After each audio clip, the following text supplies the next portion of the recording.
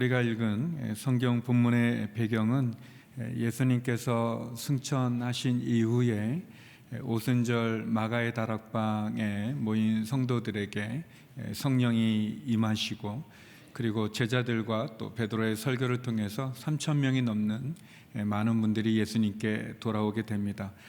그리고 어느 날 오후 3시 성전에 기도하러 들어갔던 베드로와 요한에게 나면서부터 한 번도 걸어본 적이 없는 40이 넘은 한 거린이 도움을 요청할 때 베드로와 요한은 그에게 예수 그리스도의 이름으로 일어나 걷으라는 그런 말씀을 하게 되고, 그리고 그 병자는 일어나 걷기도 하고 뛰기도 하는 놀라운 역사가 일어나게 됩니다.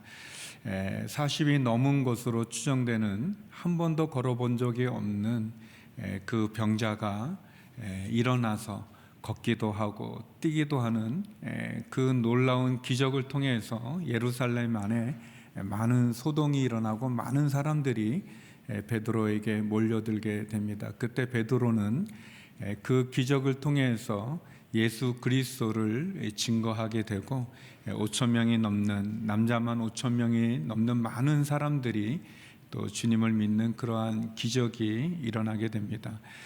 대제사장들과 또 사두개인들, 바리새인들은 이러한 기적에 대해서, 이러한 현상에 대해서 위협을 느끼고 베드로와 요한을 잡아서 감옥에 가두게 됩니다.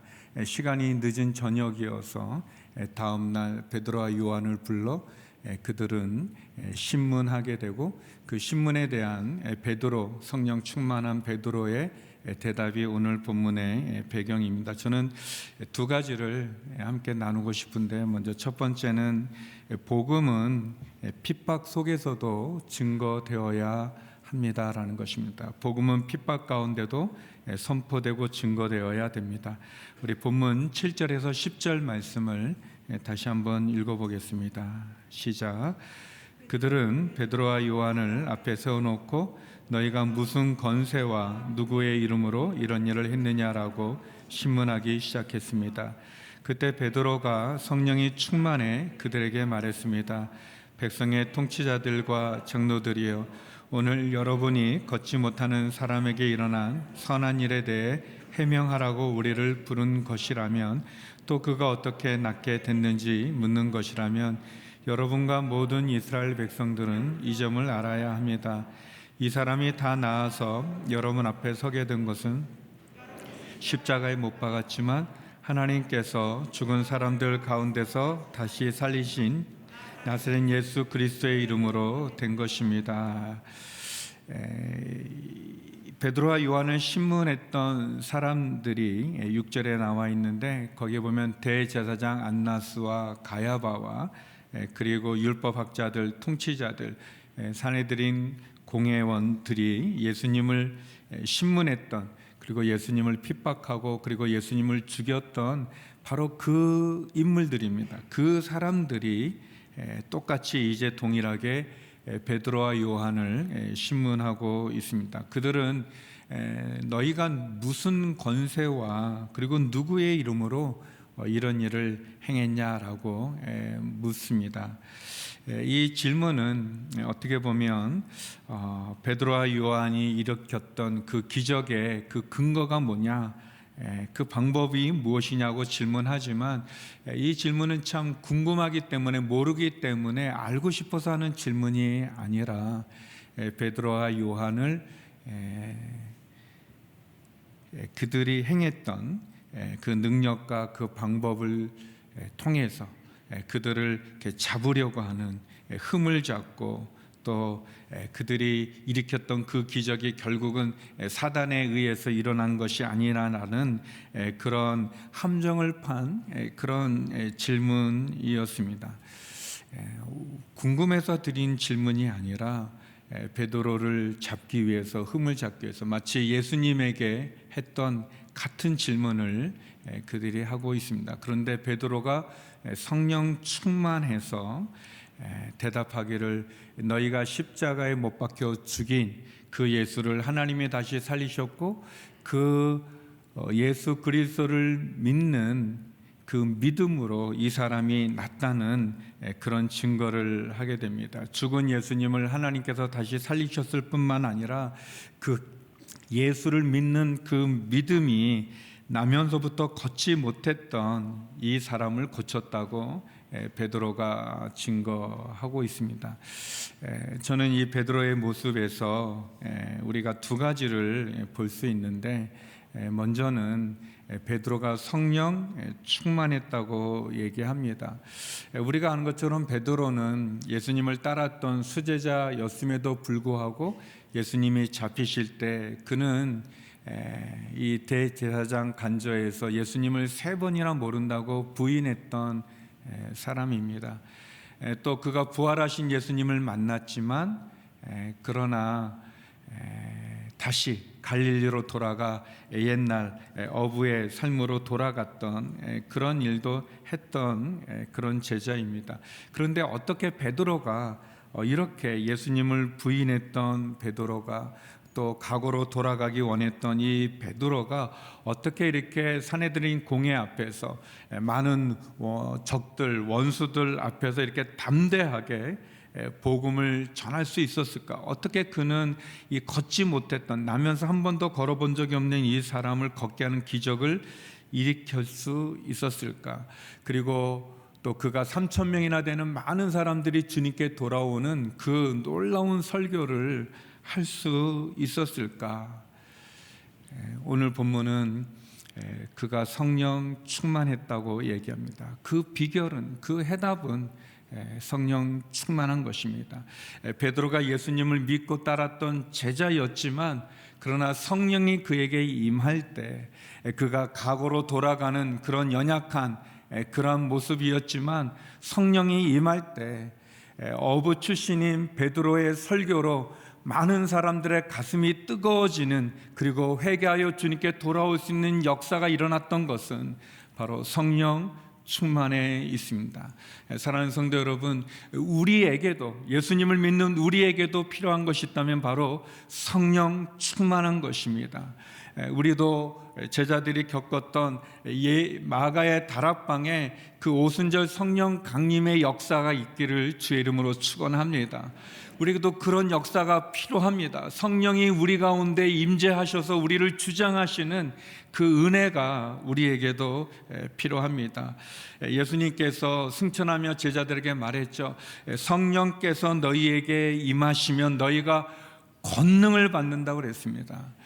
우리에게는 권능이 필요합니다. 능력이 필요합니다. 근데 그 능력은 사람으로부터 오는 것이 아니라 하늘로부터, 성령으로부터 우리에게 주어지는 것입니다. 핍박과 협박 속에서도 담대하게 예수님을 증거했던 그 베드로는 성령 충만했다고 얘기하고, 성령 충만함을 통해서 우리는 동일하게 이 시대 가운데, 우리의 삶 가운데 능력을 받아 그 능력으로 핍박 가운데도 예수 그리스도를 증거하고, 예수 그리스도를 증거하는 것을 통해 많은 영혼들이 주님께 돌아오는 그 일을 감당해야 될 것입니다. 그러면 어떻게 성령을 받을 수 있을까? 어떻게 성령 충만할 수 있을까? 어떻게 오순절 마가의 다락방을 우리도 경험할 수 있을까? 그것은 성령을 구해야 됩니다. 간구해야 됩니다. 예수님께서 이렇게 말씀하셨습니다. 누가복음 11장 13절입니다. 우리 함께 읽어보겠습니다. 시작. 너희가 알할지라도 너희 자녀에게 좋은 것을 줄 알거든 하물며 하늘에 계신 너희 아버지께서 구하는 사람에게 성령을 주시지 않겠느냐.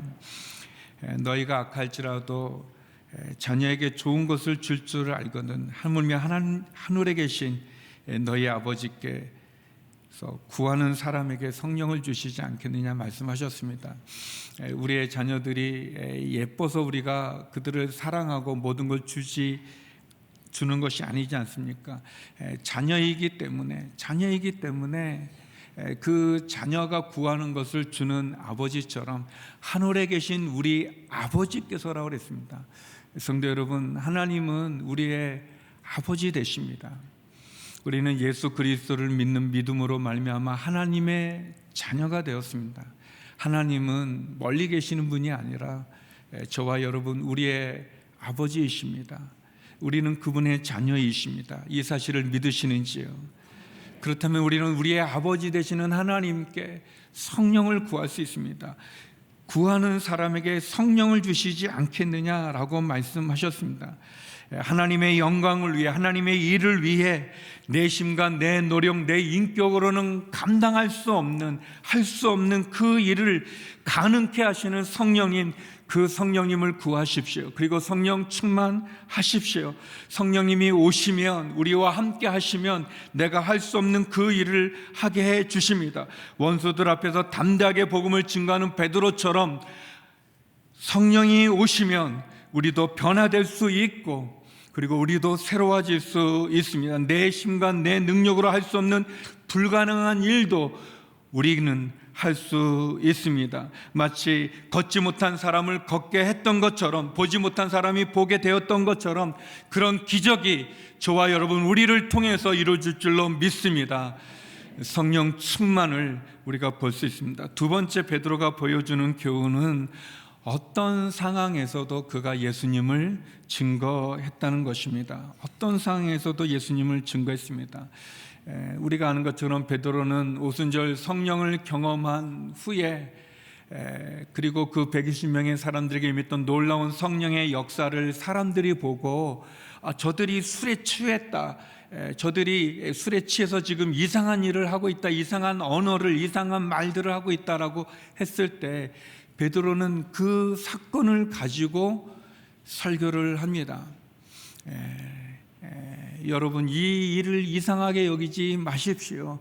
이들은 술에 취한 것이 아니라 새술에 취했습니다 라고 얘기하면서 그 사건을 가지고, 오순절 성령 사건을 가지고 그가 복음을 전합니다. 예수님을 전합니다. 그래서 3,000명이 주님께 돌아오게 되어집니다.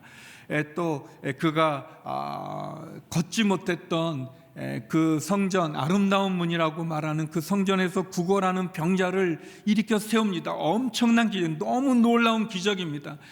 많은 사람이 그가 나면서부터 걷지 못했던 거린인 것을 알았기 때문에 그 사람이 걷고 뛰고 하나님을 찬양하는 그 일은 예루살렘에 큰 소동이 일어날 만큼 엄청난 기적이었습니다. 그런데 많은 사람이 베드로에게 몰려들 때 베드로가 그 나면서부터 걷지 못했던 그 사람이 걸은 그 일을 가지고 또 예수님을 증거합니다. 그리고 많은 사람이 예수님을 믿게 돼서 남자만 5,000명이 넘었다고 얘기합니다. 그리고 그 일로 그가 잡혀서 핍박을 받고 고난을 받고, 그리고 공회 앞에서 신문을 받습니다. 예수님을 죽였던 그 안나스와 가야바 그 제사장들 앞에 같은 질문을 받게 되어지는데, 그때도 베드로는 그 상황에서 예수님을 증거하고 있습니다. 베드로는 자기가 겪었던 일, 자기가 경험한 일, 자기가 본 일, 자기에게 일어났던 그 일을 통해서, 또 자기의 주어진 상황에서, 어떤 상황에서든 어떤 형편에서든 누구에게든 그는 예수님을 증거하고 있습니다.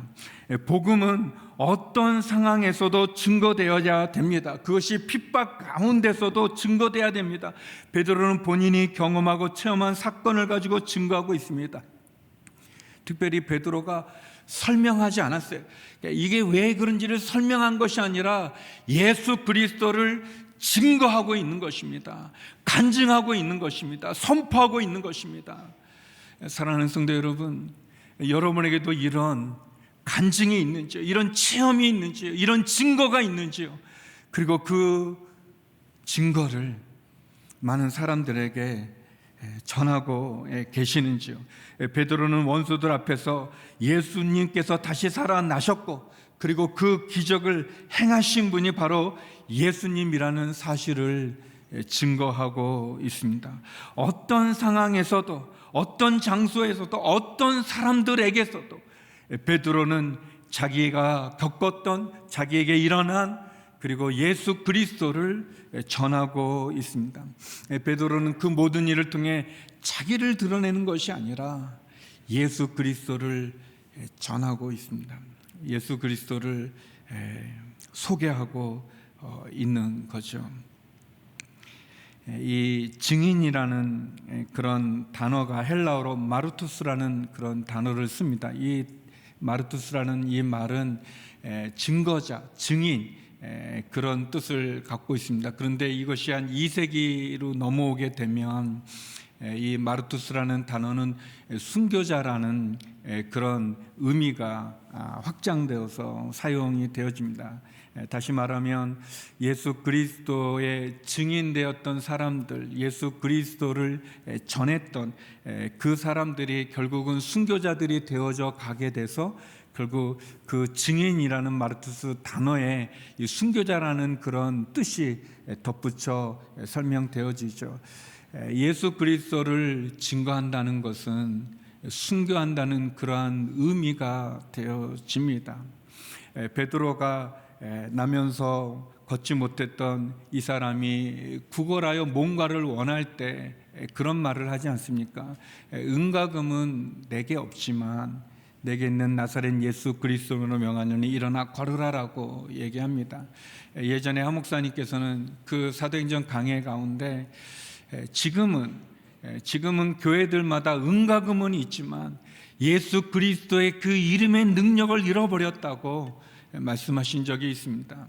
사랑하는 성도 여러분, 우리에게 은과 금은 없지만 예수 그리스도의 능력이 있었던 베드로와 은과 금은 갖고 있지만 예수 그리스도의 능력을 상실하고 잃어버린 모습과 어떤 것이 우리는 좋겠습니까? 우리는 무엇을 선택하겠습니까?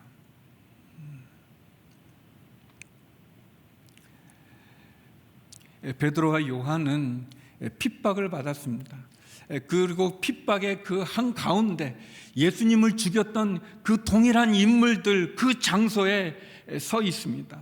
예전에 베드로는 그 간저에서 그 바깥에서 그는 여종에게조차도 예수를 부인했던 그런 사람이었습니다. 그런데 이제 베드로는 그 한가운데 예수님이 쓰셨던 그 자리에서 그는 예수님을 전하고 있습니다.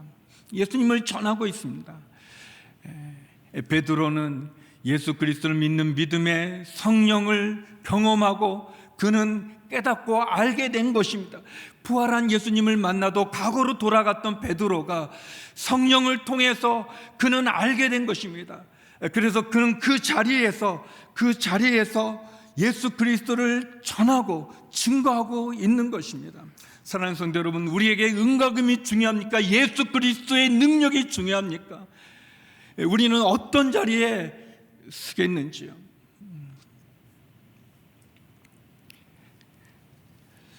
예수님께서 이런 말씀을 하신 적이 있습니다. 어떻게 보면 참으로 두려운 말씀일 수도 있고 어떻게 보면 너무나 기쁜 말씀일 수도 있습니다.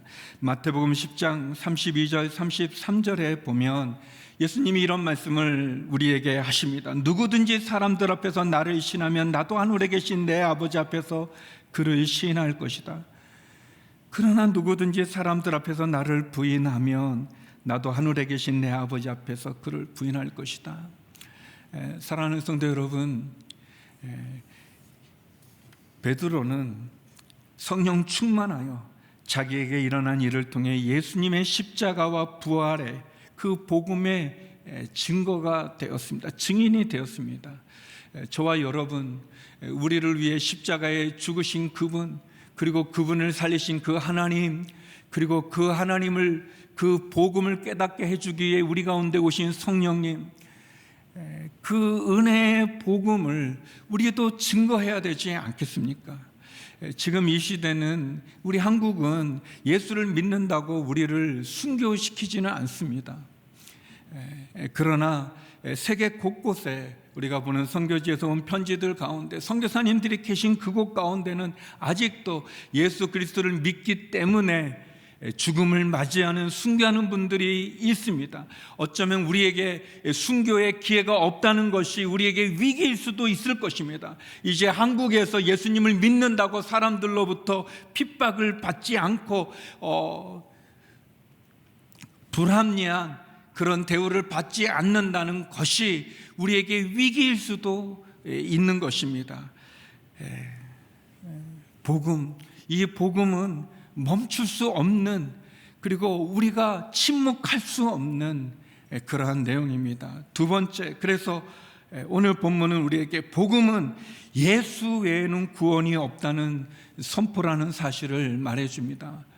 예수 외에 구원이 없다, 이것이 복음입니다. 우리 11절 12절 말씀 같이 한번 읽어보겠습니다. 시작. 이 예수는 건축자들이 버린 돌이지만 짐 모퉁이의 머릿돌이 되셨습니다. 예수 외에 다른 어느 누구에게서도 구원을 받을 수 없습니다. 하나님께서는 하늘 아래 우리가 구원받을 만한 다른 이름을 우리에게 주신 일이 없기 때문입니다. 베드로는 선포합니다. 예수 외에 다른 어느 누구에게서도 구원을 받을 수 없다라고 얘기합니다. 그러면서 하늘 아래, 하나님께서는 하늘 아래 우리가 구원받을 만한 다른 이름을 우리에게 결코 주시지 않았다고 얘기합니다. 사랑하는 성도 여러분, 구원은 예수님 외에 없습니다. 세상에는 많은 길이 있죠. 많은 길이 있지만 천국에 이르는 영생을 얻을 수 있는 유일한 길은 바로 예수 그리스도 한 분이십니다. 세상에 여러 진리가 있지만, 여러 진리라고 말하지만 특별히 그 진리인 줄 알고 따라가 봤더니 그림자고 허상인 이 세상에서 참 진리, 우리의 영혼을 구원하는, 우리의 죽음을 해결하는, 우리의 인생을 해결하는 참 진리는 단 하나 예수 그리스도 한 분밖에 없습니다. 수많은 사람들이 태어나고 죽지만 그 죽음을 이기고 부활하신 분은 단 한 분, 예수 그리스도 외에는 없는 것입니다.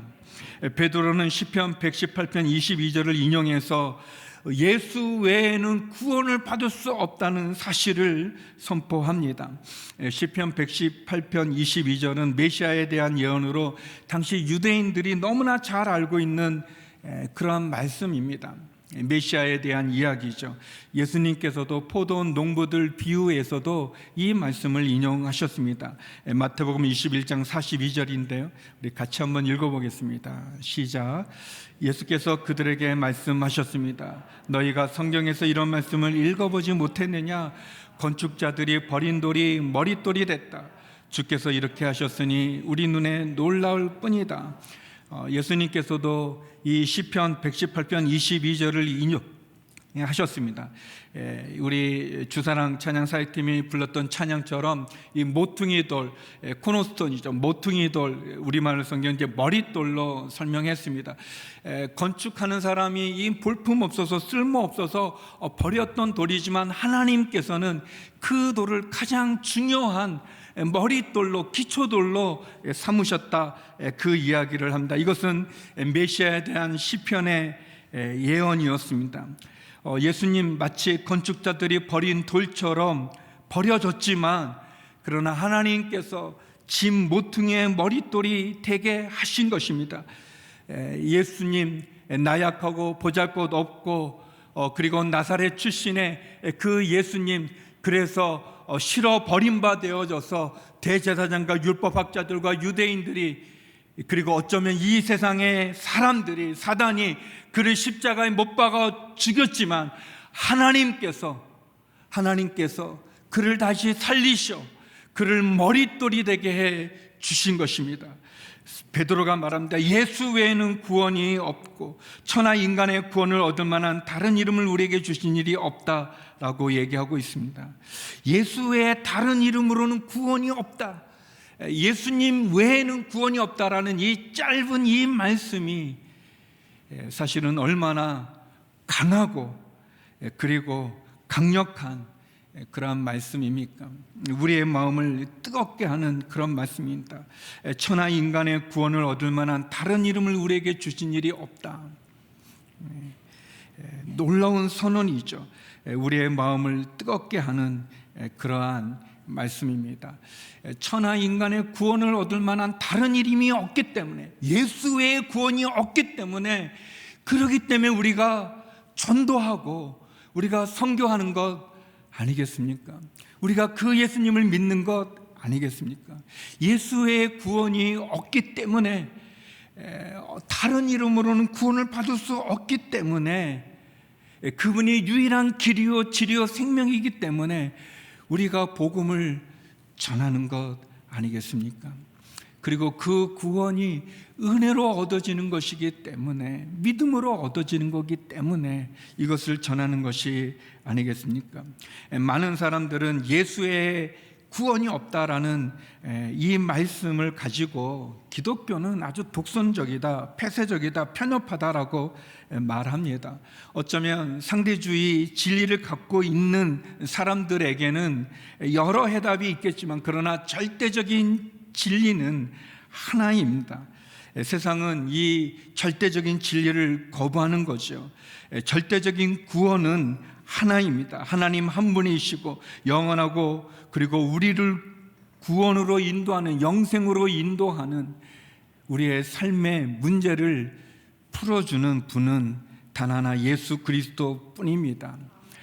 다른 종교의 창시자분들, 우리가 성인이라고 말하는 분들, 그분들의 문제는 그분들이 비윤리적이거나 또 비인격적이거나, 그분들이 어리석은 분들, 사기꾼, 그런 분이 아니시죠. 그분들은 인간적으로 존경받을 만한 그런 분들입니다. 그런데 그분들의 문제는 뭐냐면, 그분들이 인간이라는 것입니다. 우리와 같은 인간이라는 것이 문제이죠. 종교들은 인간이 신이 되려고 합니다. 그리고 신이 될 수 있다고도 말합니다. 그런데 여러분, 인간이 하나님이 되려고 하는 것, 신이 되려고 하는 것, 그것이 바로 에덴 동산에서 사단이 아담과 하와를 유혹했다 했던 말이 아닙니까? 이 선악을 알게 하는 나무의 실과를 먹을 때 너희 눈이 밝아져 하나님처럼 되리라라는 그 사단의 교묘한 속임수 아니겠습니까? 유혹 아니겠습니까? 죄가 아니겠습니까? 사람은 신이 될 수 없습니다. 인간은 하나님이 될 수 없습니다. 어떻게 자기가 물에 빠져 죽어가면서 물에 빠져 죽어가는 다른 사람을 구원할 수 있겠습니까? 여러분, 우리가 수영을 잘하는 사람이 이 한강은 건너갈 수 있겠죠. 왕복할 수도 있겠죠. 심지어 현해탄을 건넌 분도 있고 도보해볼 수영으로 건넌 사람도 있겠죠. 그런데 저 강릉에서 LA를 가겠다고 태평양을 건너 수영으로 태평양을 건너겠다는 사람은 없지 않습니까? 구원은 인간의 죽음의 문제를, 영혼의 질병을 해결하는, 영생의 문제를 해결할 수 있는 것은 사람으로는 할 수 없는 일입니다. 오로지 참 하나님이며 참 인간인 예수님만이 할 수 있는 것입니다. 육신의 질병은 약으로 고칠 수 있을지 모르지만, 그러나 영혼의 질병을 고칠 수는 없는 것입니다. 자기도 죽음의 문제를 해결하지 못한 사람이 다른 사람의 죽음의 문제를 해결할 수는 없는 것입니다. 예수님만이 유일한 구원의 길이요 진리요 생명이기 때문에, 그 예수님만이 우리의 죄를 대속해서 십자가에 죽으셨고, 그 십자가에 죽은 예수님을 하나님이 다시 살리셨기 때문에, 그래서 예수님 그 죽음을 완성하셨기 때문에, 그 대속의 죽음을 성취시켰기 때문에 우리가 그 예수 그리스도를 통해서 구원에 이르는 것입니다. 만약 예수님께서 십자가에 죽기만 하셨다면 우리의 구원은 이루어지지 않았을 것이죠. 그러나 하나님이 그분을 죽음 가운데서 다시 살리셨기 때문에 구원이 이루어진 것입니다. 그리고 이것을 우리에게 선물로, 은혜로 주신 것입니다. 사랑하는 성도 여러분, 예수 외에는 구원이 없습니다. 베드로가 산헤드린 공회 앞에서 담대하게 선포하고 있는 사실은, 예수님이 십자가에 죽으셨고 하나님이 그를 살리셨고 그 예수 그리스도를 믿는 이 사람이 구원을 받았다는 이야기입니다. 누구든지 예수 그리스도를 구주로 고백하는 사람들마다 구원에 이른다고 얘기하는 것입니다. 하나님의 아들을 믿는 자들에게 하나님의 자녀가 되는 권세를 주셨다는 것입니다. 이것이 우리의 눈에 기이한 일이라고 예수님이 말씀하셨고, 건축자의 버린 돌이 모퉁이리 되고 머릿돌이 되었다는 것을 우리들에게 말해주고 있는 것이죠. 대제사장과 통치자들, 장로들, 율법학자들, 산헤드린 공회원들이 베드로와 요한이 아무 교육도 받지 못한 평범한 사람들이었는데, 이렇게 담대하게 말하는 것을 보고 그들이 놀랐습니다. 그런데 대제사장들, 이 산헤드린 공회원이 보니까 이 베드로와 요한 옆에 성경에 보면 누가 서 있냐면 40살이 넘은 나면서부터 한 번도 걸어보지 못한 이 사람이 베드로와 요한 옆에 서 있는 것입니다. 그래서 그들이 대제사장들과 산헤드린 공회원들이 더 이상 할 말이 없어서 이 두 사도를 협박하면서 누구에게도 예수의 이름으로 말하지 말라고 경고하고는 풀어줄 수밖에 없었습니다. 그런데 베드로와 요한이 나와 이렇게 말합니다. 담대하게 이렇게 설명합니다. 사도행전 4장 20절입니다. 같이 한번 읽어보겠습니다. 시작. 우리는 보고 들은 것을 말하지 않을 수 없습니다. 사랑하는 성도 여러분, 우리는 보고 들은 것을 말하지 않을 수 없다라고 얘기하고 있습니다. 우리가 사도들처럼 예수 그리스도로 인한 핍박과 고난이 우리에게 있는지요? 또 베드로처럼 성령 충만하신지요? 핍박 가운데 복음을 전하는지요? 어떤 상황에서도 예수님을 전하고 계시는지요? 그리고 유일한 길, 유일한 진리, 유일한 생명 되신 그 예수 그리스도를 전하고 있는지요? 제가 여러분에게 묻고 말씀을 마치고자 합니다. 사랑하는 성도 여러분, 예수 외에 구원이 없다는 사실을 믿으시는지요? 예수님만이 유일한 길이요 진리요 생명이심을 믿으시는지요? 그러면 2023년 이해 또 이 새벽기도 우리는 성령 충만을 받고 유일한 길이요 진리요 생명이신 예수 그리스도를 증거하는 그 자리에 쓸 수 있는 저와 여러분이 되기를 주의 이름으로 축원합니다. 기도하시겠습니다. 거룩하신 아버지 하나님, 우리의 유일한 길이요 진리요 생명이신 예수 그리스도를 어떤 상황에서든 어느 장소에든 누구에게든 증거하고 전하는 저희들 되게 하여 주시옵소서. 그러한 삶을 살아가는 저희들 한 해가 또 우리의 삶이 되게 하여 주시옵소서. 예수님 이름으로 기도드립니다. 아멘.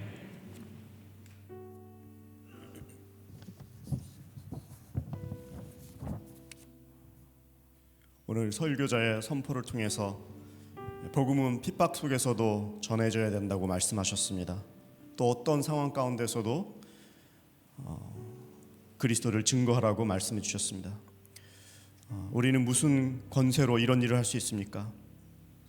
목사님의 말씀을 통해서 우리에게 필요한 것은 십자가의 확신, 또 성령 충만이라고 말씀해 주셨습니다. 이 시간에 한번 저희가 들은 말씀을 기억하면서 주님, 구하는 자에게 주시는 성령을 나에게도 허락하여 주시옵소서.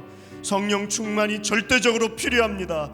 내 힘과 능력으로 살 수 없습니다. 성령님 임하여 주시옵소서. 이 시간에 한번 통성으로 기도하며 나아가겠습니다. 하나님 아버지, 성령님 도와주시옵소서. 성령님 임하여 주시옵소서. 내 힘으로 내 능력으로 나의 어떤 체험과 지식으로 감당할 수가 없습니다.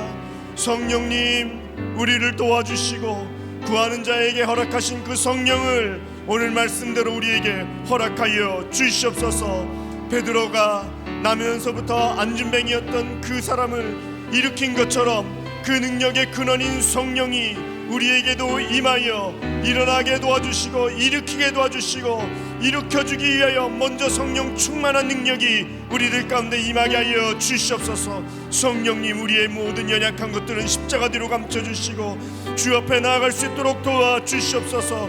이 시대에 잃어버린 성령의 능력을 금과 은은 있지만 잊어버리고 사는 저희들에게 다시 한번 기회를 허락하여 주시고 일어날 수 있도록 도와주시옵소서. 살아있는 체험의 신앙을 허락하여 주시옵소서. 성령 충만하여 이 시간에도 복음을 기다리고 있는 안진뱅이들에게 증거할 수 있는 능력, 성령의 능력을 더하여 주시옵소서. 이 시대의 위기도 성령 충만으로 이길 수 있도록 도와주시옵소서. 분석이나 해석이 아닌 오직 예수 그리스도 십자가와 부활과 성령의 체험으로 주 앞에 나아갈 수 있도록 역사하여 주시옵소서. 길의 주인공 되시는 예수 그리스도, 진리의 주인공 되시는 예수 그리스도, 생명의 주인공이 되시는 예수 그리스도, 오직 그분으로 나아갈 수 있도록 저희들을 붙들어 주시옵소서. 이 시간에 한 번 더 저희들 기도할 때에 요일별 기도로 오늘이 엠미션에는 5개, 15개 언어권과 38개의 그 예배들이 있습니다. 주님, 이 시대에 찾아온 우리의 귀한 이웃들입니다. 정말 선교지가 바로 옆에 와 있습니다. 주님, 오늘의 앰비션에서 드리는 15개 언어권 38개 예배를 축복하시고, 다문화 가정과 이주민 예배를 축복하시고, 양육교제가 잘 준비되어서 하나님께 영광 돌리는 귀한 깨어있는 선교가 되게 해달라고 이 시간에 주여 한번 부르고 기도하겠습니다. 주여! 하나님 아버지, 선교지가 바로 우리 옆에 다가와 있습니다. 바로 우리 이웃에 바로 앉아 있습니다. 그들이 여전히 안전뱅이가 되어서 우리가 일으켜주기를 기다리는 사람들로 있습니다. 주여, 우리가 그들에게 나아가기를 원합니다. 은과 금은 우리에게 없지만 예수 그리스도 생명, 예수 그리스도 능력, 길과 진리와 생명 되시는 그분의 이름을 증거하는 데 부족함이 없도록 주여, 오늘의 미션에 드려지는 15개 언어권, 38개 예배, 모든 국제 예배, 모든 다문화 가정들, 모든 이주민 예배를 축복하여 주시옵소서. 주여, 그들을 잘 증거할 수 있도록 그들의 언어별로, 그들의 문화별로 하나님 그 상황을 잘 설명할 수 있도록 성령 충만하게 하시고, 교제와 양육 교제의 모든 부분들이 준비 과정부터 기도하며 성령 충만함으로 이 일을 감당할 수 있도록 축복하여 주시옵소서. 오늘의 미션에서 섬기는 모든 선교사님들, 외국인 목회자들, 간사님들을 축복하여 주시옵소서. 한국 안에 있지만 알아주지 않고 상황으로 싸우고 있는 그들에게 다시 한번 외국인 목회자들, 간사님들, 선교사님들, 엠미션의 모든 사역을 복내려 주시고, 정말 우리 주위에 와 있는 이 한 분 한 분들을 지혜를 가지고 하나님이 주신 그 능력으로 일으킬 수 있도록 주여 축복하여 주시옵소서.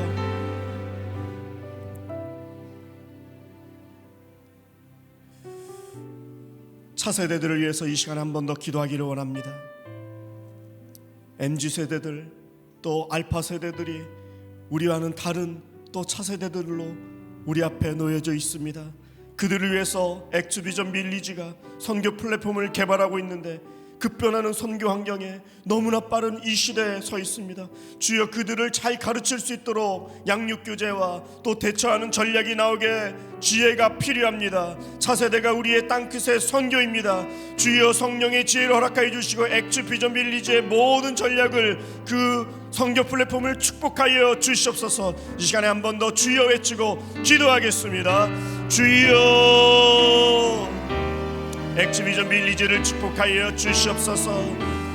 하나님, 이주민도 우리의 귀한 선교지이지만 차세대들은 아버지 하나님, 차세대가 줄고 있고 아예 교회를 등지고 있습니다. 그들에게 어떻게 다가가야겠습니까? 그 MZ세대들, 또 알파세대들, 우리하고는 너무나 다른 그들에게, 사랑하는 그들에게 은과 금은 없지만 예수 그리스도의 이름, 복음의 중요성, 생명의 중요성, 길과 진리와 생명 되신 예수 그리스도 구원의 확신을 확실하게 전하고 성령 충만하여 아버지 계속되는 선교 대국이 되어 땅끝까지 복음을 전하는 주여, 그런 일들을 감당할 때에 주여, 그들을 위해서 준비하는 모든 선교 플랫폼들, 또 MZ세대를 위한 모든 엑스비전 빌리지의 그 교제 양육 모든 개발 위에 아버지 준비하는 모든 분들을 이 시간에 축복하여 주시옵소서. 주의 능력이 임하게 도와주시고 주의 은혜가 넘치게 도와주시고 그들에게 살아있는 생명의 능력들이 전달되어질 수 있도록 아버지, 우리의 차세들에게 아버지 하나님 예수 그리스도의 놀라운 능력을 증거할 수 있도록 엑스비전 빌리지를 축복하여 주시옵소서. 급변하는 선교 환경에 그들의 아름다운 전략들, 깨어있는 그 전략들이 나올 수 있도록 주여 축복하여 주시옵소서. 주여 인도하여 주시옵소서. 이 시간에 마지막으로 기도할 때는 성도님들 그 자리에서 일어서서 다시 한번 두 손을 높이 들고 함께 기도할 때에 주님, 눈을 떠도 감아도 앉아도 일어서도 오직 예수로만 똘똘 뭉친 저희들 되게 도와 주시옵소서. 세상이 아무리 다양하게 변해간다고 할지라도 예수 그리스도 오직 그 이름으로 중심을 잃지 않고 세파에 떠나가지 않도록 주여, 처음부터 들은 예수 중심의 성령 충만한 인생을 살게 하여 주시옵소서. 아픈 병만은 사라질지어다, 피곤한 마음은 회복될지어다, 긍정적이고 적극적이고 세상에 선한 영향력을 주는 인생 되게 하여 주시옵소서. 주여 한번 부르고 기도하겠습니다. 주여. 성령님, 세상이 아무리 변해도 세상의 그 공경으로부터 넘어지지 않도록 성령 충만하게 도와주시옵소서. 눈을 떠도 감아도 앉아도 일어서도 오직 예수 그리스도, 처음부터 들은 그 복음의 메시지에서 흔들리지 않도록 도와주시옵소서. 세상이 아무리 다양하게 변해간다고 할지라도 오직 예수 그리스도 이름 처음부터 들었고 우리가 간직하고 끝까지 구원으로 인도하시는 예수 보혈의 그 능력으로만 우리가 나아갈 수 있도록 도와주시고, 세파에 흔들리지 않도록 처음 들었던 그 복음에서 떠나가지 않도록 주여 저희들을 붙들어 주시옵소서. 아픈 병만은 떠나갈지어다. 모든 생각 가운데 부정적인 생각은 떠나갈지어다. 위로부터 주시는 성령의 능력으로 감당할 수 있도록 은혜를 허락하여 주시옵소서. 피곤한 마음이 회복되어지고 긍정적이고 적극적이고 세상에 선한 영향력을 주는 변화된 인생으로 살게 도와 주시옵소서. 한 번밖에 없는 인생, 주님이 주시는 그 복음의 길로, 생명의 길로, 길과 진리와 생명으로 나아갈 수 있도록 도와 주시옵소서. 하나님 아버지 감사합니다.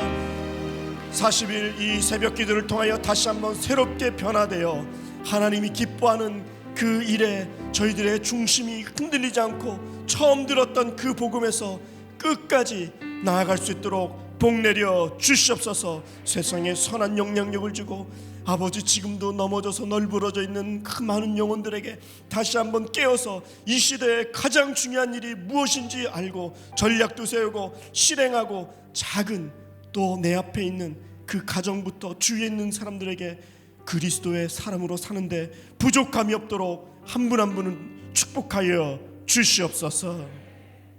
이제는 우리 주 예수 그리스도의 은혜와 하나님 아버지의 극진하신 사랑하심과 성령님의 감화감동 교통하심이 치유를 간구하는 병상의 모든 환우들 가운데, 땅끝에서 복음을 전하시는 선교사님들 가운데 이제로부터 영원히 함께 하옵시기를 간절히 축원하옵나이다. 아멘.